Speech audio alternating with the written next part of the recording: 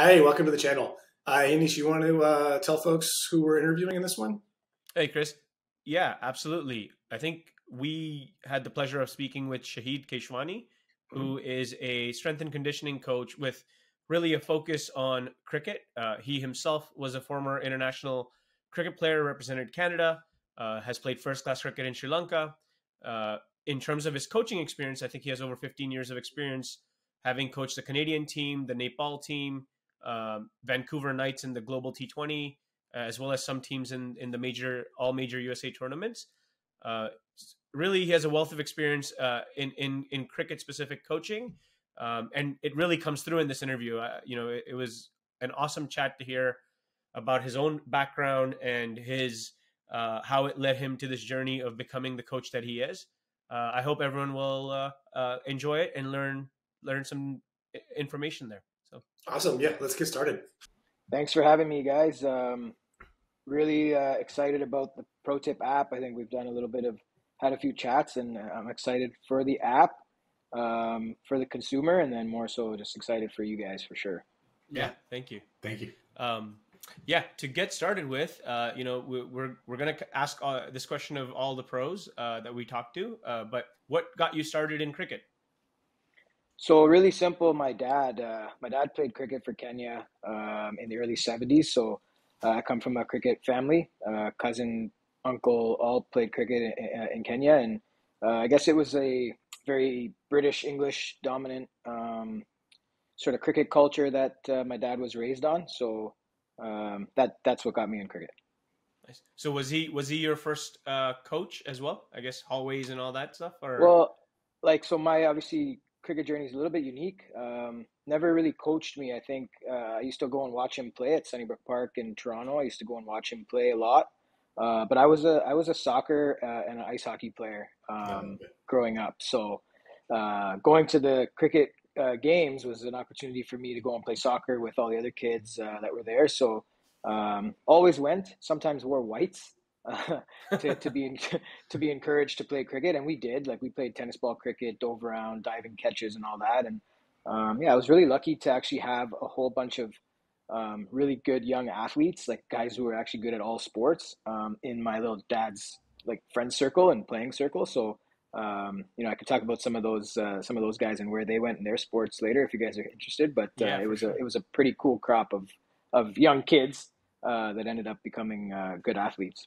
So I guess was that kind of the influence for you right at the start for because I remember for those that don't know, Shahid and I have played against each other for 20 years. He was a little older than me, but he was always kind of mentoring people and pushing folks to work on their fitness and be athletic in the field and kind of even when in the early 2000s the one day cricket T20 was still going forward, he was always at the forefront of being an athlete first and a cricketer as an extension of that, right? So was that how that kind of the foundation for you is in that group of kids that you played with or Yeah, grew up with? yeah, that and like also like the sports that I played, especially ice hockey. I think the culture within ice hockey and what it teaches you from a really young age. Like, I was 7, 8 years old and body checking and having to deal with stuff like that. And it was a high performance environment. So yeah, I did play like AAA ice hockey and played rep level soccer and all these kids who we would play with. Some of them went on to play tennis for Canada, scholarships in track, basketball scholarship, baseball. So all of them went in different directions, but we all played cricket as well and knew how to play for sure. And I think if speaking for all of them, I think if they all ended up choosing cricket like myself, they would have also played for Canada easily. Wow. um, how did you what made you decide on cricket versus the other sports as something you wanted to pursue further?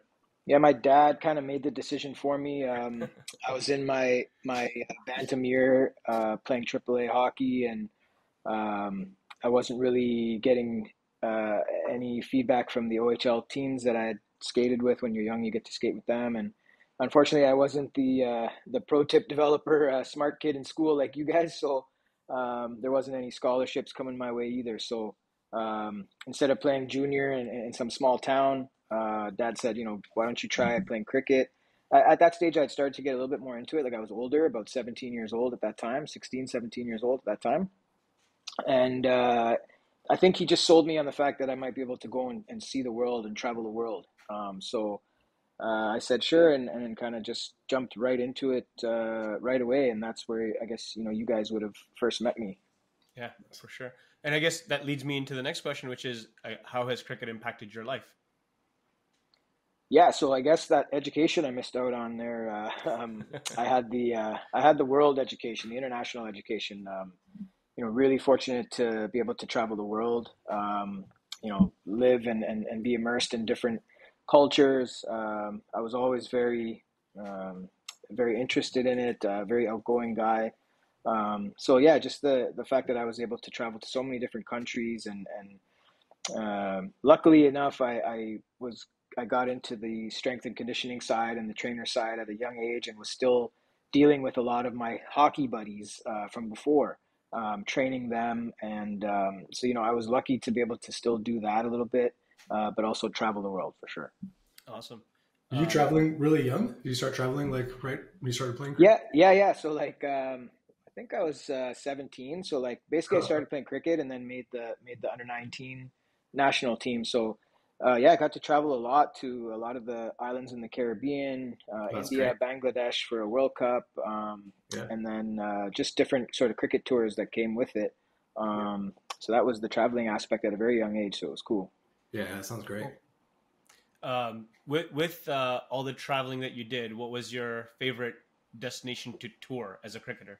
Yeah. So like, as an under 19 kid, like we used to get to go and play in the West Indies regional tournaments in the Caribbean. So those are 5 week tours, and one year it was Barbados, the next year was Guyana, the third year was Jamaica, and then I went to Guyana again and Jamaica again. So I think yeah, it must have been about 16, 17. So I played in quite a few of those. And one time they were like back to back Barbados sort of tournament first, and then a West Indies regional right after that. So yeah, man, I was immersed in the Caribbean culture from a very young age, and back then, actually, even the Canadian cricket culture was dominated by the West Indian, the Caribbean culture, which for me, I found a lot easier to navigate through, and I felt like they kind of understood me a little bit better. Nice. Um, yeah, and I guess one more question before moving on to specifically coaching is who was your sporting hero growing up? Obviously, you played hockey, soccer, cricket. Who would you consider as like the player or coach that you looked up to? Um, So it's actually like my dad. So like he's I didn't get to see him like play obviously in his prime. Like when he was here playing, he was probably in his like 40s, still trying to carry on with the game, and was a very well respected guy for the fact that he played international cricket and stuff. And um, so I didn't really get to see him as an athlete, but just the way he kind of carried himself and spoke about it, the details in tactics and all that. That was what I was most interested in. I think I already had the gifted athletic ability. So it was just being immersed in like how I guess detailed he was, and so I was in a high performance environment all the time, and he was the one who definitely motivated me towards that. Like even hockey, he had no idea about hockey, but watched hockey, and so our conversations to and from the rink and stuff like that would be very, you know, coaching forward or whatever. So he's definitely the guy. Yeah, and I've had the pleasure of meeting your dad a couple of times when we played against each other. And one thing that always stuck out, first of all, an absolute gentleman.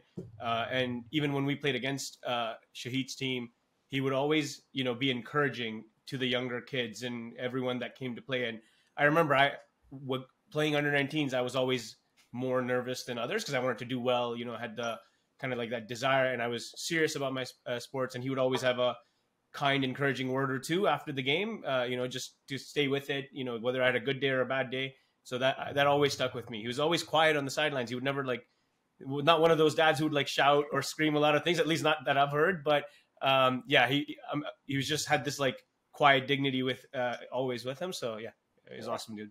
Yeah, no, he was definitely wasn't loud. Like, I wish that he was a little bit more like political forward, going talking to the selectors and all like the other parents. But he definitely didn't ever do that, and never really raised his voice or anything. It was more like when it was one-on-one time, Yeah, very to the point and practical. Yeah. absolutely. I guess that kind of transitioned us to some ideas about coaching. It sounds like your dad was kind of your initial coach. Mhm. We're kind of curious, what do you think makes like a really great coach?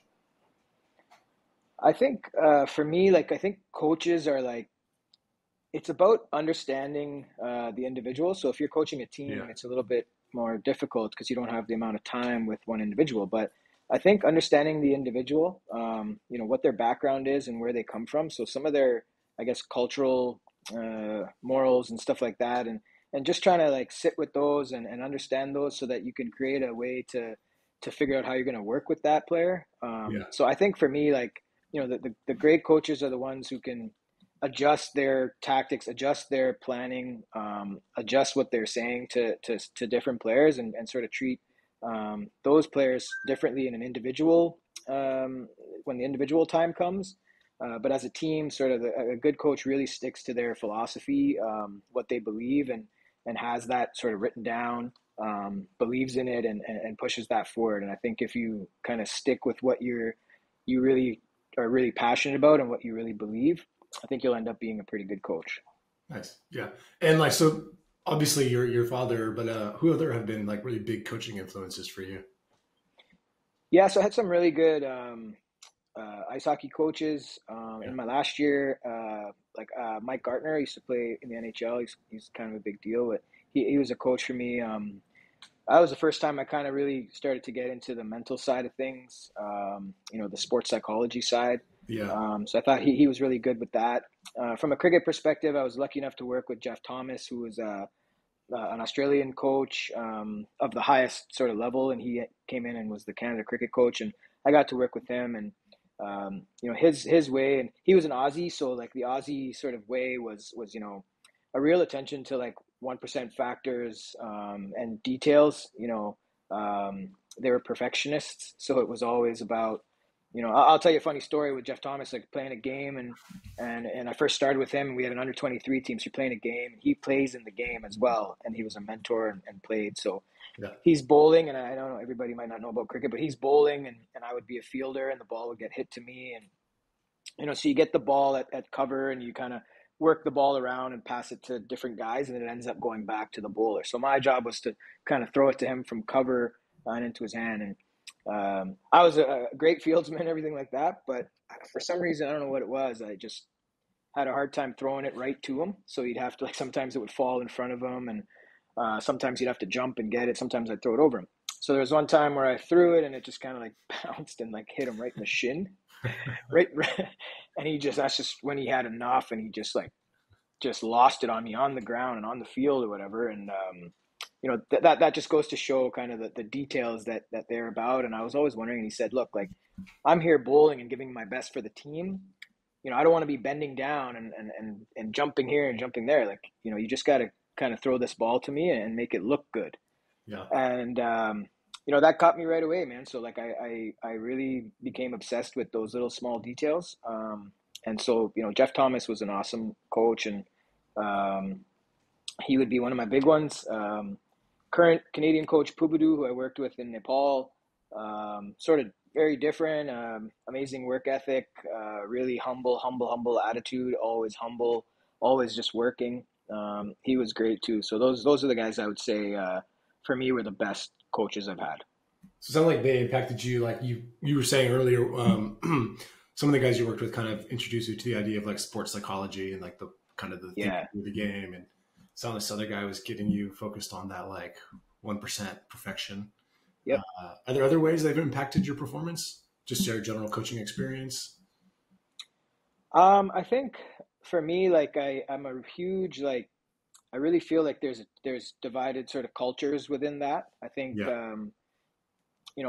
I definitely come from the hockey background, so I always, like, Yeah. because you're a kid, you're influenced as a kid, so you kind of Yeah. grow up, and then you have your morals or things that you kind of stick to. And I think the hockey player is always, you know, blaming himself when the team loses, Yeah. and really giving the respect to the team, and giving it all towards the team and the teammates when they win. I think what I found in cricket, and at least in my experience, is that it's not always like that. It's not like you always have every player that's on board like that. And so I think the experience of being able to identify with different cultures and having worked with different cultures, I think just knowing that, you know, everybody kind of came up different and grew up different, and like I said in the beginning, it's about finding out what their sort of cultural background is and how they're going to adjust and adapt to my philosophy. So I would say like the biggest take back I would get was just being able to see how they do things in Scotland and Zimbabwe and Nepal, and then trying to translate that through here in Canada, which is unique because Canada, you have all the cultures playing under one banner. It's a Yeah, bit of a melting pot. yeah, exactly. I'm just curious, was the coaching for hockey like vastly different than the coaching for cricket? It seems like they're pretty like coaching hockey is such like a Oh, physical impact definitely, sport. man. Like, I guess, and even in my playing days, like I came in as a hockey guy, so Yeah. I'm chirping guys, very aggressive, Yeah. and so that coaching style, like I love the hard nosed thing. Like, I mean, that's all I grew up on playing hockey. So it's like, Yeah. this is kind of the hard nosed way, and you gotta put some dirt on your cuts and whatever and get after it. So coming into cricket, it was vastly different, and I as a youngster, I guess I didn't really adjust or adapt to that, to the liking of most of the coaches I probably work with or Yeah. whatever. But definitely different. Yeah. Definitely different. Funny story. I remember when I first played against Shaheed. So I was trying out so in Canada they had an under 23 team that would play in the domestic highest division, so that they can prepare for the under 19 tours and things like that. So I remember playing against Shaheed, who used to play for Toronto Cricket Club, and in the field when I'm batting, if I'm out, he's always been a phenomenal fielder. So if I'm outside of my crease, there'd be a ball flying right by my face to the keeper to keep me in my crease, right? And there'd be a few words associated with that with him or the Bagay or other people that were there. But then on the flip side, when we were practicing at under 23 in the nets, he'd be the guy who's coming up and giving you a little bit of cues here and there on how you can improve or just what you're doing well. So that always stuck with me. It's like the way he fought on the field and how aggressive he was on the field. But when you cross the line and you're training together, you're getting all the advice and all the help as well. So it's like knowing how to compete, but then knowing how to help out someone as well. That was always something that stuck with me. And this is like, I'm talking about 2005 or 2006. And that's where my respect for him as an athlete, and then seeing him progress as a coach has always been there. It's because of those sort of experiences with him. Yeah. Thanks, man. Yeah. So kind of still on the kind of the coaching topic, I'm just curious about, we kind of talked about what your influences were with the coach, but like, what do you think makes like a really successful coach? And also inversely, sort of like what makes student coach relationship work really well? Yeah, I think I always ask, like, if you're in a coaching contract or you're just coaching somebody randomly, like, how do you measure success, Yeah. right? So I think for me, like, impact is probably biggest word there. Wins and losses you're always going to be measured by probably at a more advanced level or at a more professional level. But for me, it's impact. Like, I think, the way Anish kind of talked about how I was on the field and how I was off the field, and always trying to encourage guys and push guys on the field. Like, I call it the ice. Like, you leave it all out on the ice. Yeah. But it's the same thing. You leave it all out on the field. And, I always try to make an impact as a player in any way that you can. Cause again, tying it back to hockey, like you might not be scoring goals or getting assists, but you can chirp some guys and maybe they'll punch you in the face and they'll get a penalty, and then we can get on the power play type thing. So how do you do that in cricket? You got to get under guys' skin, and you're trying to get them out. You're trying to throw them off their game. Right. So I think impact as a coach, for me now it has a lot to do with preparing guys for match situations.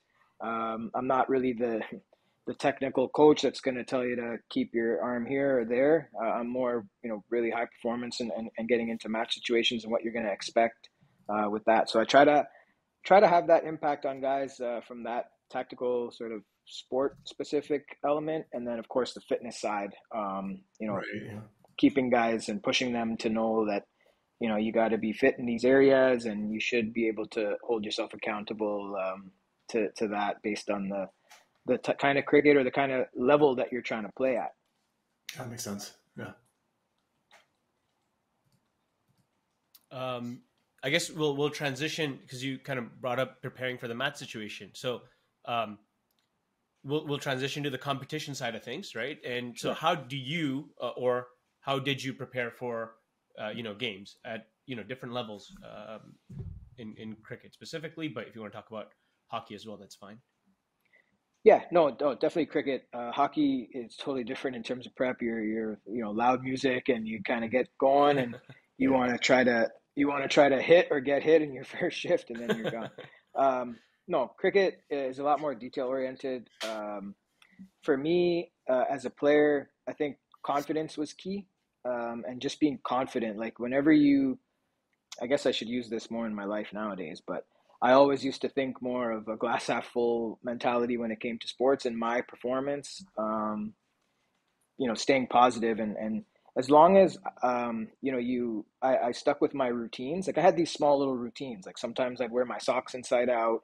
I had a pre-ball sort of routine that I was that really helped me with my batting, and I had a good tip from a good coach who just told me, like, if you just focus on your routines and those little small wins that you get from nailing your routine, then like you don't even really remember or think about what's going on. Like you just kind of are in that, and you're concentrating on that. So That's interesting. yeah. Like luckily I never got really too nervous and stuff. My dad was such a calming guy as well, so just kind of learning from him on how to do that was cool. But yeah, I didn't like, when I didn't perform, that's for sure. I was very hard on myself and always wanted to be the guy, right? Yeah, for sure. Is the routine that you mentioned, is that something that you kind of came up with organically, or is it something that you, when you're coaching, athletes or high performance athletes, if you're seeing them, maybe just all over the shop when they're setting up to bat or whatever, is that something you can kind of help them acquire? What's the process that you followed there? Yeah. I really push that stuff a lot. It's one of the major things that I try to push, and like, I got it like when I was playing first class cricket in Sri Lanka. It was the first time where I got to be engulfed in even in the practice environment. You're talking about test players in the team, and the huge talk, I guess, from their side and how I saw it, them being so much more professional, was that it was every guy had their own little pre-ball routine, and they always tried to focus in on that. I think it was one of the players, like I think Jeevan Mendes, who was the guy who it was either him or like Kaushal Silva, one of those guys, talked to me about their routine, and this is batting when you're there's fans all around cheering, there's guys in your face, you got to face this, and that was the whole thing I got from them. So when I work with players now, I really encourage that. I think a huge thing is pressure, especially the newer generation. Guys are worried about what the post is going to be before they worry about the first run or right, or even getting in there. So I try to encourage that a lot, establishing a routine, and it seems to work a lot with guys. Like it really takes the whole sort of eyes going everywhere, and it really narrows things down and brings you into a very focused state of mind. So I would say that.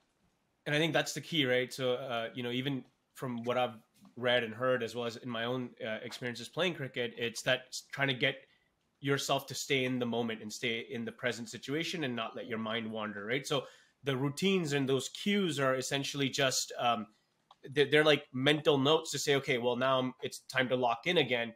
Because in between balls, there's like 10, 15 seconds where you can let your mind relax a little bit. And then those cues give you the opportunity to get back and bat. I love this quote from Adam Gilchrist where he goes, when he used to have his routine, it's like the next ball that I'm facing is the most important moment of my life at that moment, right? And nothing else matters at that point. And then you move on to the next one and the next one. Anything that's happening at home, anything that's happening, people talking outside, none of those things matter. But it's like sometimes it's hard to bring yourself to that. So those routines really help with bringing yourself level. So I guess to that point, how do you practice that in your training, and what does your training look like in order to be successful in games? I'm always winning. I'm always winning. My bat, my grip is on right. I got my shoes packed right. I've had at least a shake, or I have water. So many little things, but you just keep winning. You just keep winning, and when you go to practice, you're working on something.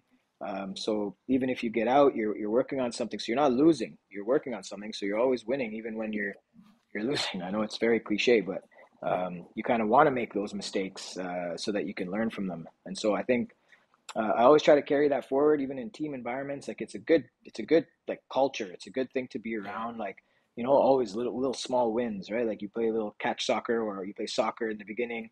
You want to win. You want to make every pass. So, that's obviously, it could be long winded, and I can give you so many little small 1% examples of small wins, but that's the biggest thing for me. I love Is that. always look for little wins.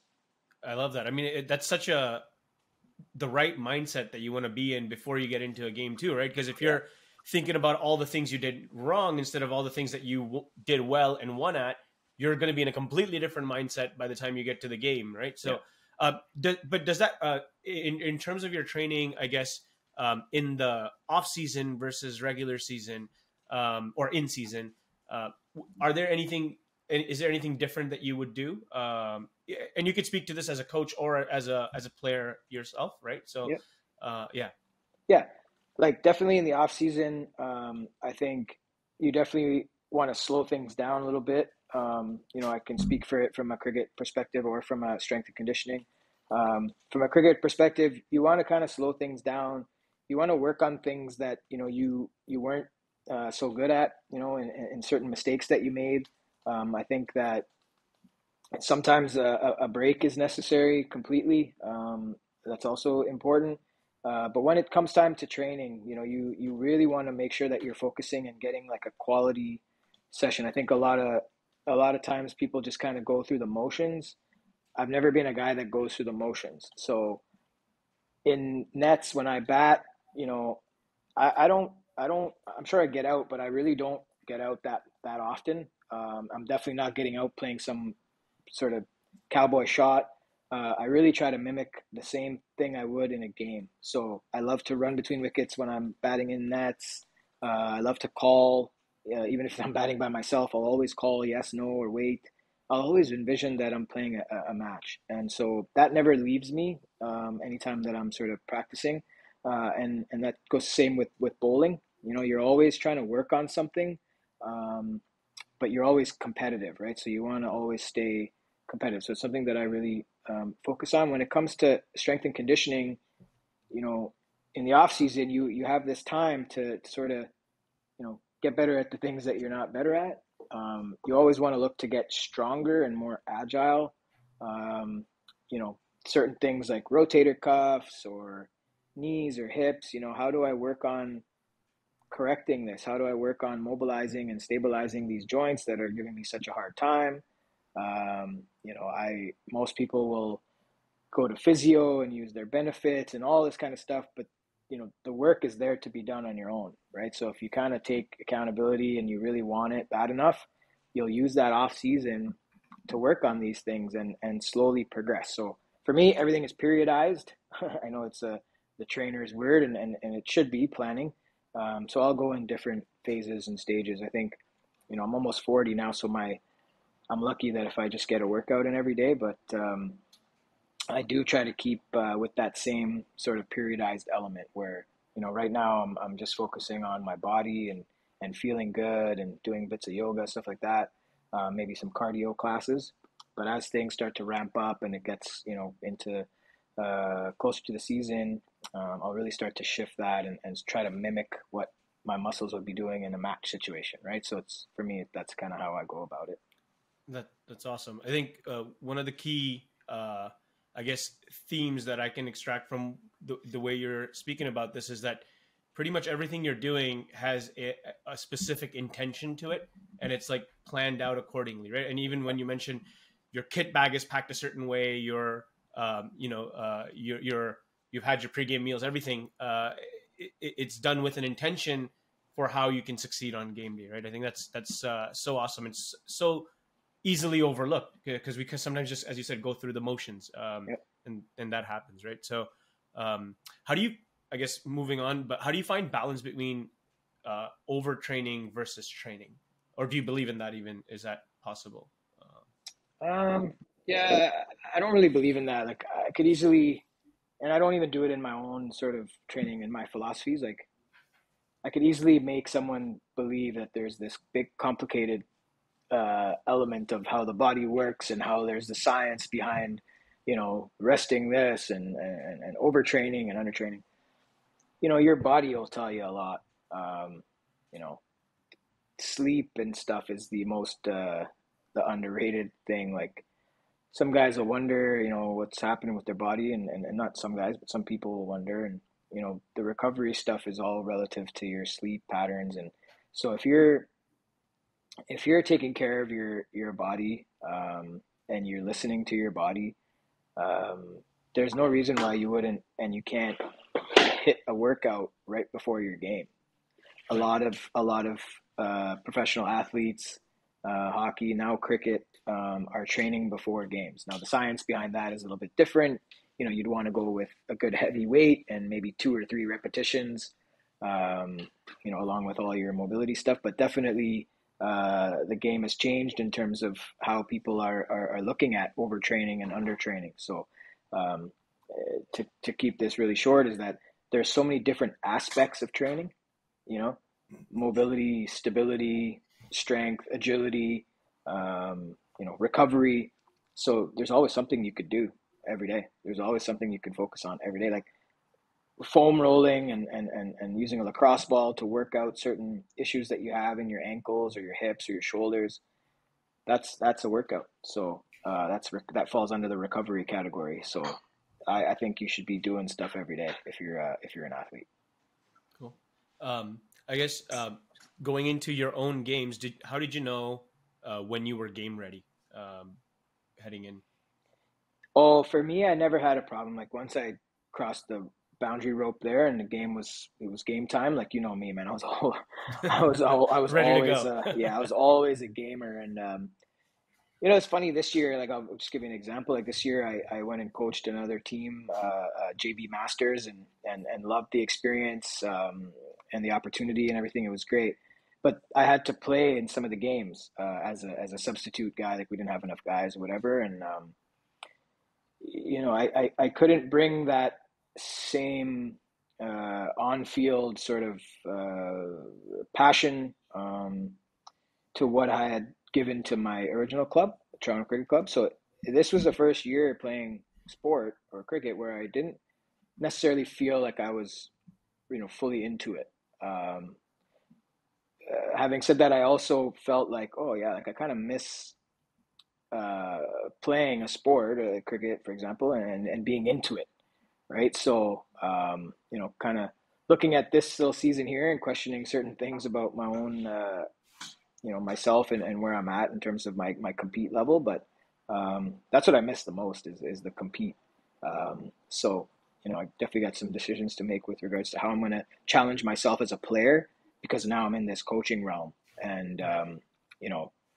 sometimes you don't have a choice, right? Like you got to sacrifice things, and I'm not young, trying to play international cricket or anything like that. So hopefully I can get a little bit of compete back, but we'll see how that goes.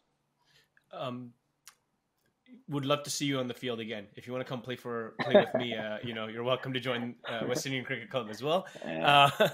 I guess this question, I might already know the answer to this based on how you answered the previous one.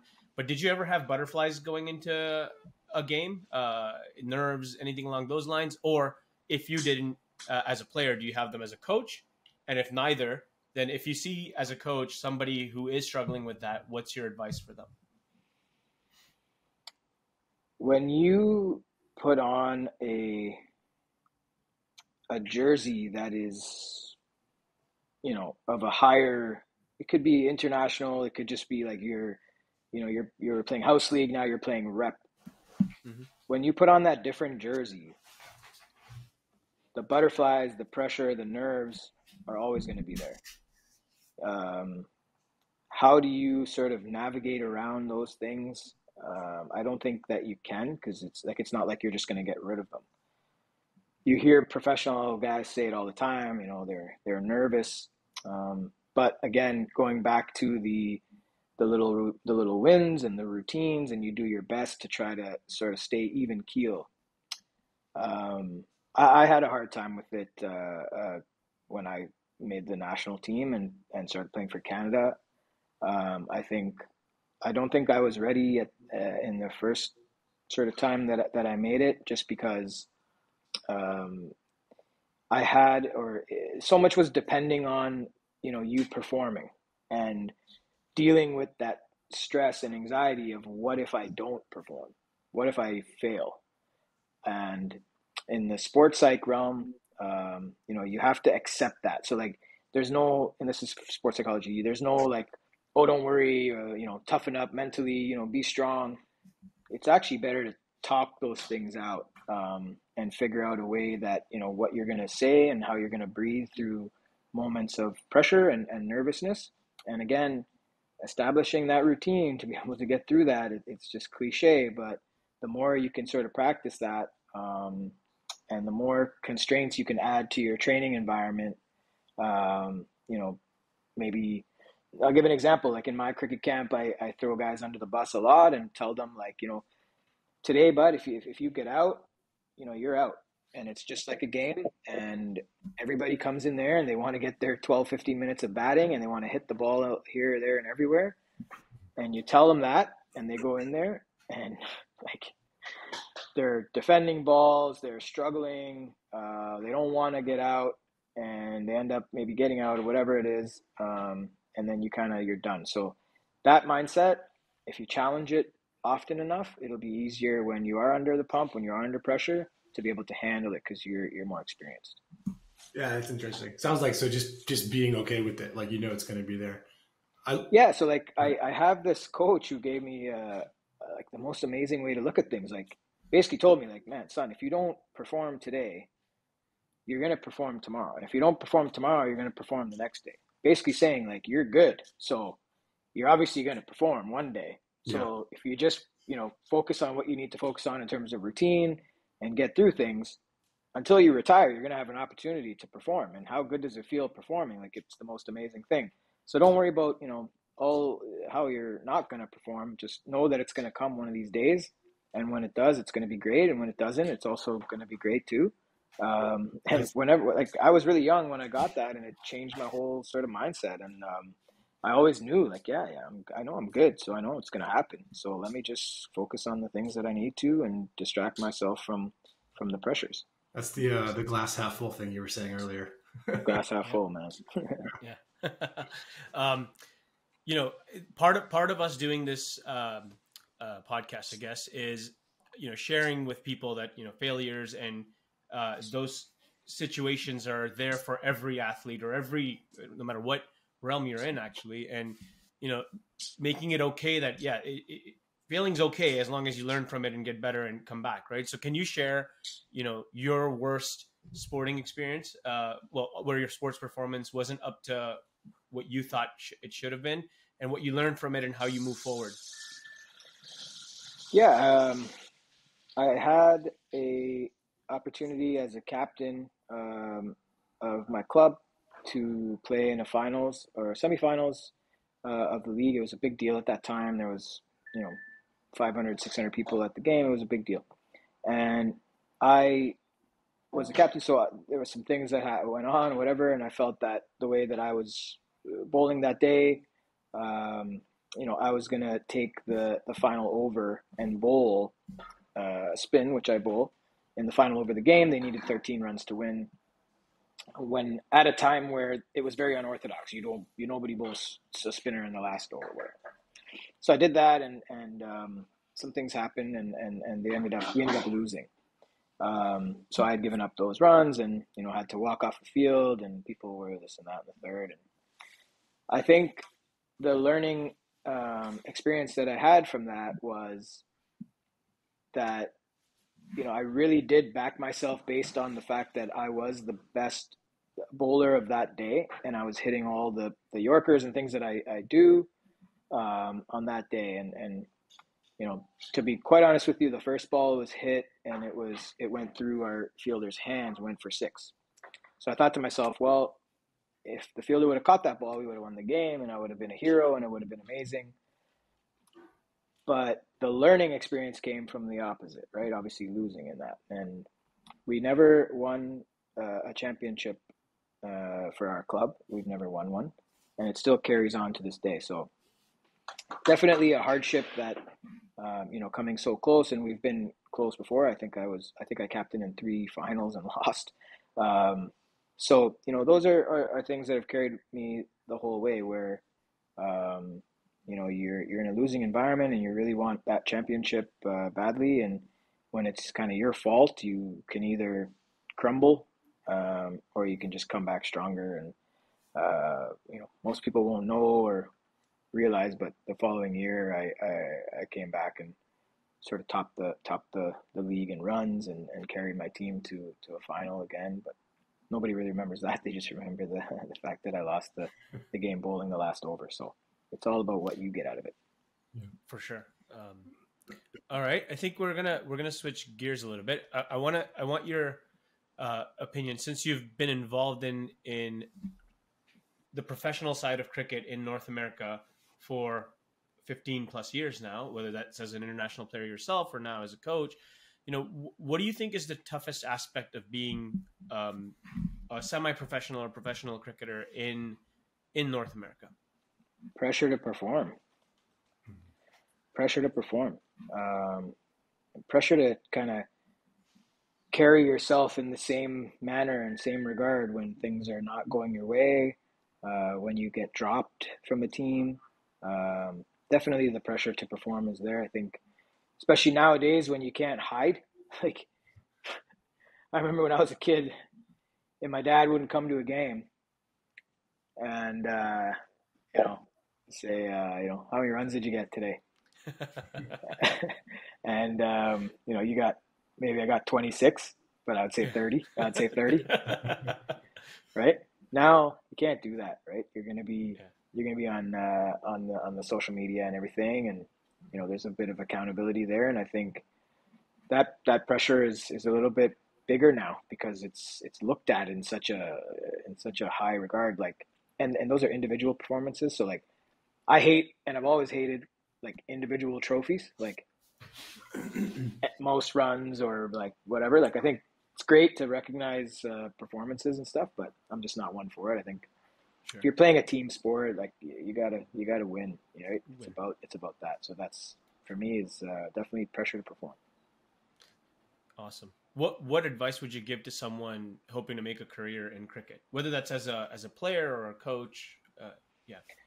Well, cricket is a game where you're going to fail way more than you succeed. That's why, good averages are 30. A good average is 30. It's not 70. And that's all relative to where you play and what kind of, obviously. But yeah, I would say that definitely, that would be the answer to that. Awesome. Chris? Yeah. So kind of, I guess, in that vein as well, excuse me, what's a common mistake you see aspiring cricketers making?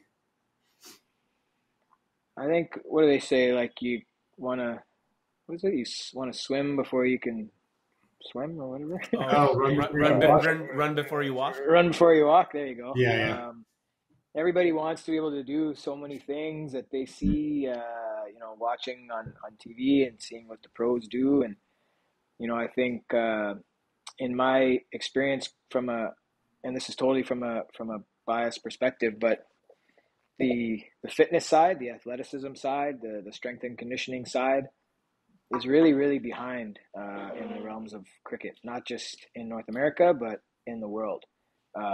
So I think that it would be so amazing to see how good players became if they would prioritize getting stronger, a little bit more stable, a little bit more powerful, a little bit more agile. It would be it would be a great thing for our sport here in North America if the athletes, quote unquote athletes, actually not carried themselves, but actually put in the work Yeah. to I guess, in my opinion, qualify as an athlete. Do you think you came to that because you started in hockey, which was so physical that you? Yeah, like that, and just like knowing, and obviously I studied that, right? Yeah. And I've been immersed in that. But yeah, like you see just how hockey as a game has progressed from the 1980s into what it is now. The players are bigger, stronger, faster. I'm Yeah. not sure if I can say that in cricket, all the players are bigger, stronger, faster, and all of them buy into that. Yeah. Having said that, cricket's a year-round game now, and players have the demands of playing games and performing year-round, where it's tough. Like if you have a little injury, you're trying to kind of maybe hide it just so that you can play and make a little money, and so the demands on the body in cricket are huge. So it makes me question the prioritization of strength and conditioning and recovery and stuff like that. So Yeah. I'm at a place where I question a lot of the athletes, quote unquote, that are striving to be professionals. So you might have just answered this, but I'm going to ask. So what is your pro tip? Could be for like a beginner coming into cricket or somebody already in cricket Yeah, pursuing their goal. Yeah, for sure. Like the younger you are, like get a coach, like, get somebody who's gonna tell you and show you and challenge you to do things like right. Yeah. Like coaches, nowadays, like the pros are working with, sports psychology coach, a coach who's going to run them through video, a coach that's going to run them through their strength and conditioning. They have a yoga coach. So coaches are coaches because they're, quote unquote specialists in what they do, and they can provide you with, a different outlook. They can provide you with some information, and it goes both ways. Like for me, I'm always learning from my athletes, from my clients, how to be a better coach, how to ask different questions. Some of them might be like corporate people who live in that environment, who might provide, some feedback as to how to go about certain things. So working with coaches is awesome, because you'll actually be able to improve. You'll actually be able to learn something. And that would be my pro tip: is work with a coach. Cliche, but Yeah. it No, is what works. I think I felt that as so. I mean, I've had different coaches for the same sport, and each one of them gave me Yeah, a little bit different kind of piece of the puzzle, and you put all exactly. that together. Yeah, I totally 100%. agree. Yep. Okay, I got a couple rapid fire questions for you. These are quick. All right. Hopefully, I'll answer them quickly. Yeah, take your time. So, if you had to pick one, your favorite cricketer, now or in the Sachin, past? Sachin, for sure. Yeah. Okay. Yeah. If you had to give up batting or bowling, which would you give up? My rotator cuff says bowling. Okay. You have a favorite pregame song or band? You know what? I don't like. I No. listen to tunes for sure, but I can't Yeah. pinpoint a song. Sorry, I No, listen yeah, to that's tunes, fine. but yeah. Favorite cricket equipment brand? Oh, Yashi Sports, because they're my sponsor. I was gonna, yeah, good answer. So how about your favorite drill or exercise? The split squat, definitely split squat will strengthen up your hips. Yeah, okay, and then the least favorite. The split squat, because it Same. burns. It burns. It burns for sure. It's good and evil, huh?